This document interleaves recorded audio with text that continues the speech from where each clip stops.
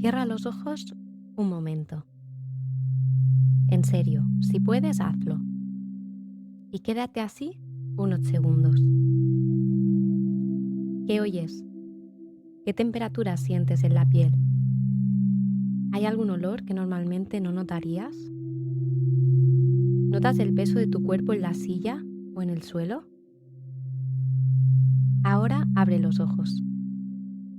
Probablemente toda esa información ha desaparecido de tu conciencia en el momento en que la vista ha vuelto a tomar el control. Y sin embargo, sigue ahí. Tu cuerpo lo sigue registrando. Hoy no te voy a dar certezas. Te voy a invitar a algo distinto. A que empieces a escuchar todo eso que normalmente no escuchas. Bienvenida, bienvenido a Arquitectura Holística, el podcast sobre espacios que sanan. Soy Gaia y hoy toca un tema que llevo bastantes años aprendiendo, interiorizando y que me ha llevado semanas poder sintetizar: la neuroarquitectura. La verdad es que es un campo fascinante, pero también es un campo joven que está en construcción. Ni siquiera está del todo claro si se puede considerar una materia, un método, una disciplina dentro de la neurociencia. De hecho, muchos la definen simplemente como neurociencia aplicada a la arquitectura. Es decir, se trata de ir aplicando todo lo que vamos descubriendo sobre el cerebro y el sistema nervioso a la pregunta de cómo nos afectan los espacios. Es un campo que daría para hacer un podcast entero, la verdad. Supongo que alguien ya lo estará haciendo. Así que resumirlo en simplemente 20 minutos es bastante complejo. Hay mucha información, muchos estudios y debate abierto aún. Y parte de esa información, ya te lo digo de entrada, no está confirmada del todo. Así que hoy no busco darte una lista de certezas o de tips. Busco algo distinto. Es ofrecerte como una nueva forma de entender la arquitectura. Que interiorices que vivimos la arquitectura a través de los sentidos. Y esos sentidos se traducen a través de nuestros órganos en emociones y en pensamientos. Esa es la idea con la que quiero que te quedes hoy.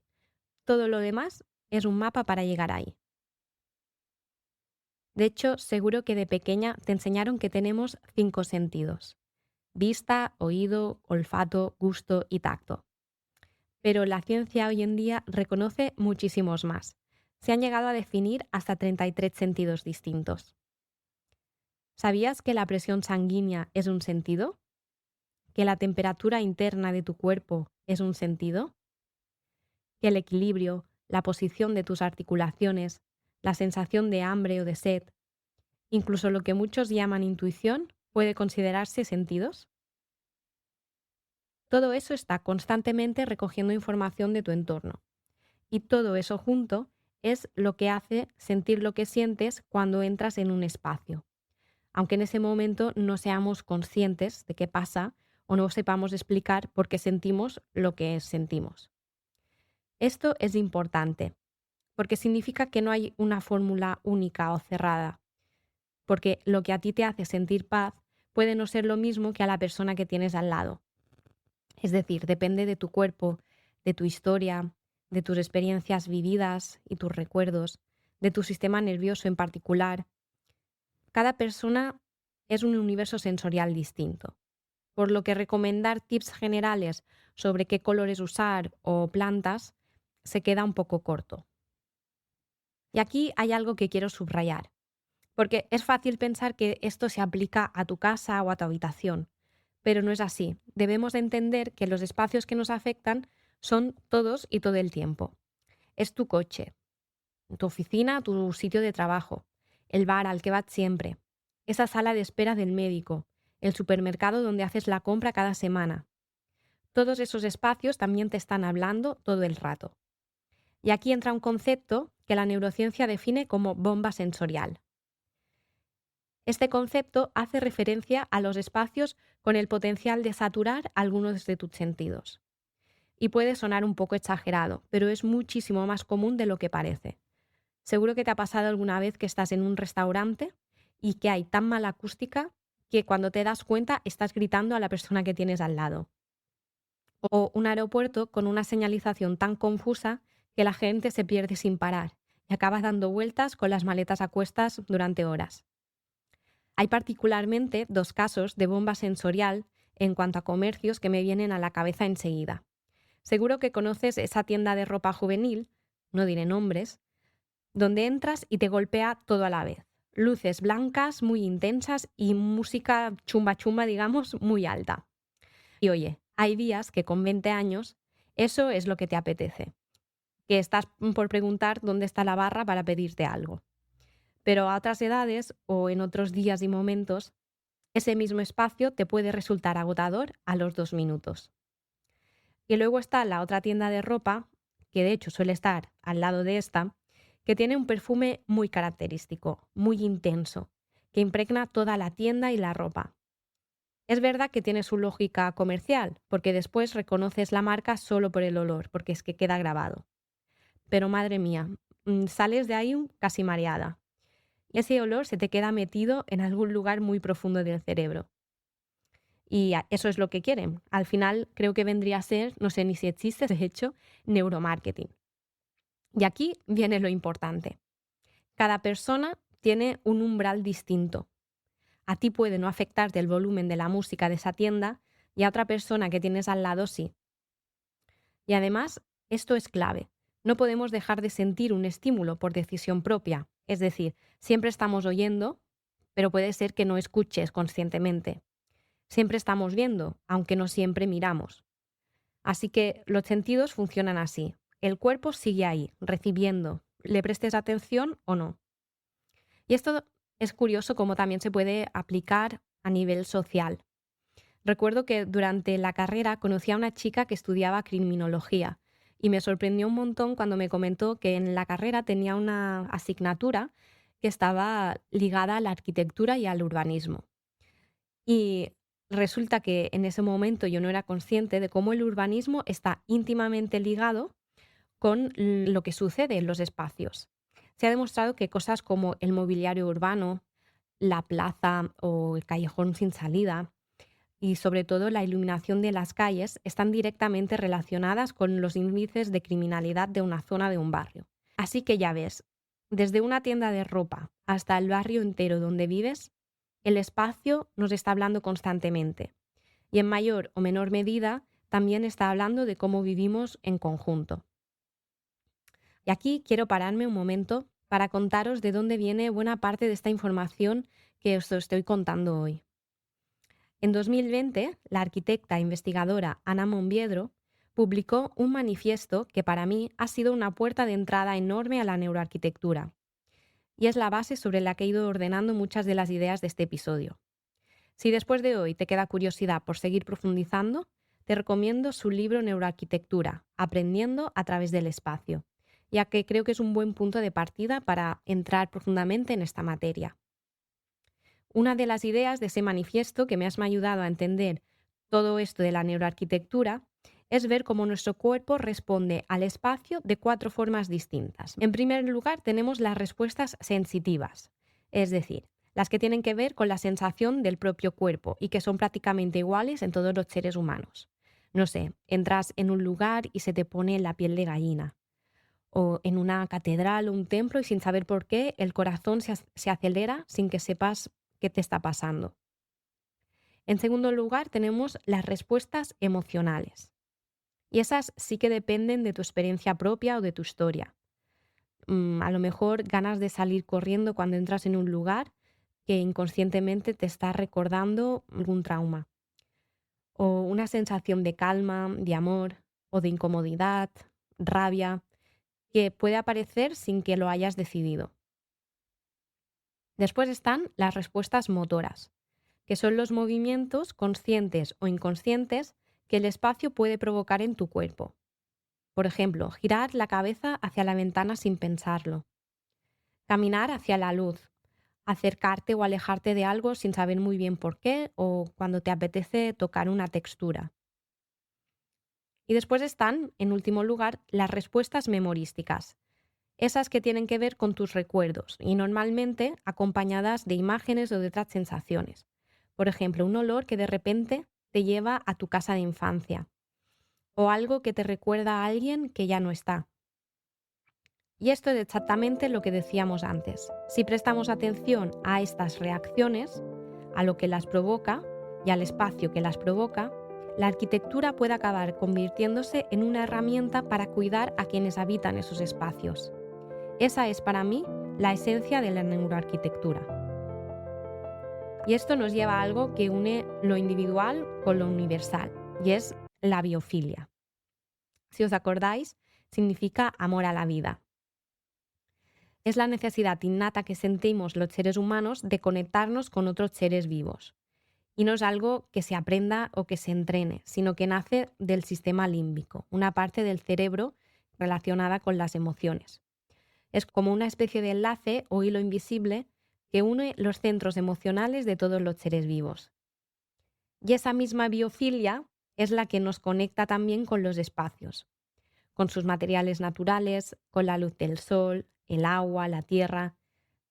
Y no porque lo hayamos decidido, sino porque venimos de ahí. Es nuestra base biológica evolutiva en común. Aunque cada persona sea un universo sensorial distinto, todos compartimos esa raíz. Así que puede ser que el color te afecte más o menos. Puede ser que te gusten los espacios más luminosos o más recogidos con menos luz. O las texturas de madera o no. Todos tenemos este origen en común. Pero la neuroarquitectura, aunque sea una ciencia en evolución, ya ha demostrado muchas cosas. Quiero destacaros 3 hallazgos que son los que cuentan con una evidencia más consistente. El primero de ellos es que los espacios curvilíneos activan una zona del cerebro relacionada con la gratificación.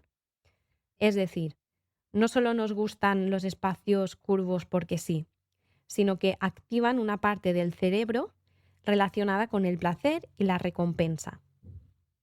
El segundo estudio es uno que concluyó que el acabado de madera natural reduce la actividad del sistema nervioso, aunque no haya una diferenciación consciente de ello.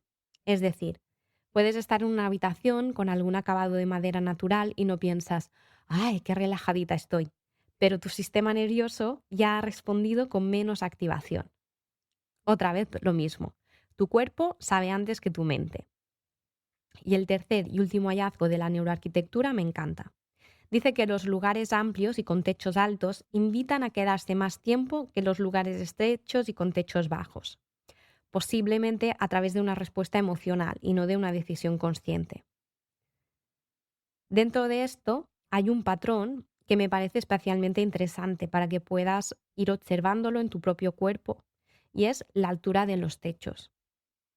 Si te fijas, los espacios pensados para la creatividad, la expansión o lo espiritual casi siempre tienen techos altos, como pueden ser los estudios de artistas, los ateliers, catedrales, templos, mientras que los espacios pensados para el foco y la concentración, el cobijo, suelen tener los techos más bajos y recogidos. Pueden ser bibliotecas de estudio, despachos pequeños, rincones de lectura. No hace falta entonces que la ciencia lo confirme todo al 100% para que puedas notarlo tú misma en tu cuerpo y en tu espacio. Es algo que podemos experimentar directamente. Te animo a que entres en un espacio de techos altos y observes qué te pasa. Quizá notes la mente más abierta, quizá más dispersa, o con ganas de imaginar, de pintar, de crear, no sé. Déjate ir. Y entra en un espacio después de techo más bajo y recogido. Y observa si te resulta más fácil concentrarte, enfocarte, aterrizar ideas. Aquí es donde entra otra vez lo individual. Es decir, aprende a sentir tu cuerpo, a interpretar los inputs que un espacio produce en ti. Una vez hayas analizado o interiorizado estas técnicas, puedes usarlas a tu favor, por ejemplo. ¿Que quieres creatividad? Pues igual buscarás espacios amplios, con techos altos, luz natural o quizá la naturaleza directamente. ¿Que lo que quieres es foco? Pues igual te creas un espacio íntimo y recogido en casa donde te puedas concentrar. Pero recuerda lo de siempre, no hay una regla que valga para todos. Hay un patrón general de fondo que viene repitiéndose desde los templos, las catedrales, hasta los estudios de artistas. Y después está tu experiencia concreta, en tu cuerpo y en tu espacio. Así que la invitación otra vez es la misma. Observa, siente y usa esa información de forma consciente para llegar a un bienestar mayor en tu vida. Esto han sido 3 pistas muy concretas. Y lo bonito es que las 3 apuntan en la misma dirección. Tu cuerpo está reaccionando al espacio constantemente, tomando pequeñas decisiones antes de que tu mente se entere. Esto no significa que tengas que vivir en una casa de formas orgánicas, con techos altísimos y todo de madera. Significa que puedes tenerlo en cuenta en pequeñas decisiones. Por ejemplo, si vas a cambiar el sofá o una mesa, una estantería, puedes elegir modelos con las esquinas quizá más curvilíneas en lugar de aristas supermarcadas. O si tienes que elegir un mueble nuevo, el acabado puede ser de madera natural, sin necesidad de que sea toda la casa. Simplemente un pequeño detalle. El mueble seguirá siendo funcional, sigue siendo lo que necesitas, pero dialoga de otra manera con tu cuerpo. Esto es un buen ejemplo de lo que significa unir funcionalidad y biofilia en la arquitectura. No se trata de elegir entre lo práctico y lo que nos hace sentir bien, sino de encontrar dentro de lo práctico las opciones que también nos cuidan. Así que quiero compartir contigo algo que me ha hecho reflexionar mucho sobre mi propio trabajo en este episodio. Creo que lo más valioso que podemos hacer los arquitectos no es dominar los materiales, la geometría o la tecnología, sino es desarrollar la capacidad de anticipar cómo se va a vivir un espacio. Y creo que es un poco lo que busca la neuroarquitectura. Diseñar centrándonos en el modus vivendi de quien lo va a habitar, y no en los metros cuadrados o la estructura que va a tener la casa. Y esto, en la práctica, depende muchísimo de para quién diseñas. En mi caso, por ejemplo, cuando viene un cliente que va a ser el usuario final que va a utilizar la casa o la vivienda o el espacio, ya sea un restaurante o un sitio donde va a trabajar, el proceso es completamente distinto a si no conozco el usuario final. Porque entonces me pongo lo que digo yo, modo cotilla. Me gusta saber dónde les gusta cenar, si cenan en familia o no, si vive solo, si la cocina y el comedor les gustan unidos o separados. ¿Cuántos baños necesitan realmente? ¿Dónde pasan más tiempo por la mañana? ¿Y por la tarde? ¿Alguien teletrabaja? ¿Cuántas horas suelen pasar en casa? A veces, la verdad es que puede ser un poco pesada, pero creo que es necesario entender cómo se vive el espacio que se va a proyectar. De hecho, hay una pregunta que hago siempre y que parece un poco rara, pero todo el mundo creo que se olvida muchas veces de esa estancia. Suelo preguntar mucho sobre la lavandería, dónde la quieren, cómo la usan. Y es que muchas veces cuando alguien piensa en su casa ideal, piensa primero en los espacios majestuosos, el salón, la habitación principal, una gran cocina con isla. A ver, es comprensible, son los espacios que se ven, donde vas a pasar más tiempo y a los que te apetece dedicarle energía. Pero se olvidan de los espacios reales, de la cotidianidad del día a día, esos que vas a necesitar y vas a habitar. Y a veces no se dan cuenta de cómo viven realmente esos espacios hasta que ya están construidos y algo después no funciona. Así que creo que la lavandería es el ejemplo perfecto. Hay quien la quiere en la planta de las habitaciones, porque no quiere estar subiendo y bajando ropa constantemente. En cambio, hay quien a eso no le importa y prefiere tener la lavandería abajo, al lado de la cocina y la mesa del comedor, para poder ir doblando la ropa mientras los niños hacen los deberes. Y estos son detalles que a mí me encanta saber. Creo que en arquitectura no hay un estilo o una respuesta correcta, sino formas de vivir. Y mi trabajo es entenderla, incluso cuando la persona todavía no se ha hecho esa pregunta. Pero a veces cambia cuando el cliente construye o reforma para vender o alquilar la vivienda, ya que en ese momento cuesta más proyectar. Tienes que hacer suposiciones y el resultado es casi siempre por necesidad o como más estándar y neutral, ya que tienes que construir o proyectar para cualquiera. Y no lo digo como crítica al mercado, es que es la realidad de la profesión de hoy en día de un arquitecto. Pero sí que creo que es importante que lo sepas como persona que habita un espacio. Cuanto más puedas tú misma definir cómo quieres vivir, más rico y más tuyo será ese espacio. Y no hace falta ser arquitecta o contratar a alguien para hacerte estas preguntas en tu propia casa. Y hay algo más que quiero traer aquí, porque casi nunca se habla de ello y es otro factor esencial en los espacios, el tiempo. Y es que una casa no es un objeto fijo, es un organismo que debería poder acompañar a la vida de quien la habita. Y esa vida inevitablemente va cambiando. El piso de soltera no es el mismo que necesitas cuando vives en pareja, ni el que vas a necesitar cuando llega un hijo, ni dos, ni tres. Y después cuando esos hijos crecen y se van, las habitaciones que antes eran imprescindibles se quedan vacías, esperando una nueva función.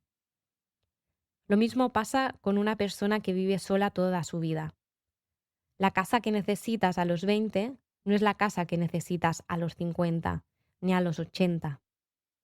Van cambiando las prioridades, cambia el propio cuerpo, cambia la forma de sentir ese espacio. Así que pensar en la temporalidad significa preguntarse si esa casa puede acompañarte en todo lo que viene. Si hay espacios que pueden transformarse, reconvertirse, adaptarse. A ver, no siempre se va a poder prever todo, lo sé, pero creo que se puede diseñar un poco con esa flexibilidad en mente, en lugar de pensar en una casa como un elemento terminado, resuelto para siempre. Así que quiero terminar esta parte con una reflexión que conecta todo lo que hemos hablado hoy con la esencia de este podcast. En el fondo, siempre hay una pregunta que todo arquitecto, que toda persona, de hecho, que habite un espacio debería hacerse. ¿Cómo puede la arquitectura mejorar la calidad de vida de quienes habitan esos espacios? Esa pregunta es, para mí, la definición misma de arquitectura holística. Espacios que sanan no son espacios perfectos, ni espacios de revista, ni espacios que siguen una fórmula. Son espacios que se preguntan cómo se sienten quienes los habitan, cómo están y cómo pueden ayudarles a vivir mejor. Todo lo que hemos hablado hoy, los sentidos, la biofilia, las formas, el tiempo, todo son distintas formas de hacerse esa misma pregunta. Y esta pregunta, más que cualquier respuesta concreta, es lo que de verdad importa. Y así llegamos a la sección práctica, los cimientos. Pero hoy van a ser diferentes. No quiero daros tips de diseño, sino que, ya que hablamos de neurociencia, te voy a proponer experimentos. Pequeños ejercicios para empezar a escuchar tu cuerpo y tu espacio de una forma diferente. El primer experimento es caminar por tu casa con los ojos cerrados. Hazlo con cuidado y despacio, por favor. Quizá con alguien cerca por seguridad. Pero simplemente nota qué pasa. Cuando quitas la vista, ¿qué sentido se agudiza? El tacto en el suelo bajo tus pies, el sonido del eco en cada habitación, la temperatura del aire. Probablemente vas a descubrir nuevas formas de habitar, nuevas cosas sobre tu casa que nunca antes habías podido registrar. El segundo experimento es cambiar el olor de tu casa, aunque sea solo por un día. ¿Sabías que el olor de tu propia casa es algo que tú casi no percibes, pero que cualquier visita puede reconocer al instante? Es como ese olor que recuerdas de la casa de tu abuela o el olor de la casa de tu mejor amiga. Hoy prueba a introducir un olor distinto en tu casa, no sé, quizá pasa palo santo, incienso, lavanda o cocina algo diferente. Y observa que cambia en cómo te sientes en cada espacio. A veces un cambio tan pequeño revela mucho. El tercer experimento es identificar el recorrido que haces de forma más natural cada día sin pensarlo. Quizá cuando te levantas es más de la cama al baño, del baño al vestidor, después la cocina, de la cocina a la puerta, del sofá a la mesa. ¿Hay algo en todo este recorrido diario que no tenga sentido? ¿Algo que cambiarías si pudieras? la ubicación de algo, un objeto que siempre está en medio o una distancia que te resulta incómoda, no hace falta solucionarlo hoy, simplemente ponerle conciencia que está ahí. Y el cuarto experimento, pregúntate si tu espacio sigue siendo el que necesitas. ¿Hay alguna habitación, algún rincón que ya no cumple la función para la que se pensó? ¿Algo que tenía sentido hace 5 años cuando te mudaste y que ahora ya no lo tiene? No es para cambiarlo necesariamente, solo para empezar a verlo. Esto ha sido el episodio 4 de Arquitectura Holística, el podcast sobre espacios que sanan. La neuroarquitectura da para mucho más de lo que hemos visto hoy, y seguramente volveremos a ella. Pero si te llevas una sola cosa de este episodio, que sea esta. Tu cuerpo ya está sintiendo tu espacio, todo el rato, aunque no le prestes atención. Así que la neuroarquitectura es una invitación a conectar de forma más consciente con tu cuerpo, con tu entorno, a hacerte preguntas, a dejar de vivir en automático, en esa inmediatez y rapidez de la sociedad de hoy en día que nos lleva, sin darnos cuenta, a desconectarnos del cuerpo, de la naturaleza y del espacio que habitamos. Así que la invitación de hoy es simplemente esa. Empieza a escuchar. Si esto ha resonado contigo, por favor, activa la campanita para no perderte ningún episodio. Y sígueme en redes como @gaia.arquitecturaholística. Ahí voy compartiendo cada semana más reflexiones, ideas y un poco del proceso detrás de este podcast. La semana que viene seguimos con algo que es, en el fondo, la otra cara de esta misma moneda: el orden. Cómo el espacio que habitas también es un reflejo de lo que llevas dentro. Y cómo ordenar puede ser, literalmente, una forma de cuidarte. Hasta entonces, cuida tu espacio, porque tu espacio te cuida a ti.